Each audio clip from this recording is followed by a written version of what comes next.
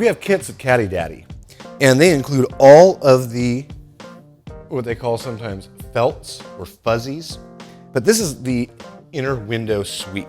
This is something that really goes bad a lot, especially in a convertible. And I tell you, this is something that'll make your vehicle ride, feel the ride a lot better because it's gonna hold your window in there, keep the wind out, keep the rain out. So with the kits, I'm gonna show you real quick, they're riveted in. And you can see that this one's completely worn out. So what we do is we just take a drill, and first of all, I like to take a little blue tape. I like to protect the stainless. Just a little bit, just to precautionary. You can get in there.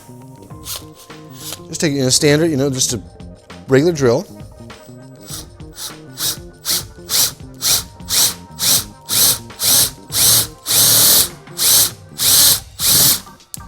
And that head will pop right off there. And that way you can go through here and then pull that piece off. And included in the kit, what you'll be able to do, since you're not damaging the holes that are there, you can use the screws that come with our kit. So you can just go and screw it back in there so you don't have to worry about a rivet gun. And they hold really nice, get nice and tight. So that's one step in doing the weather stripping and parts for your Cadillac.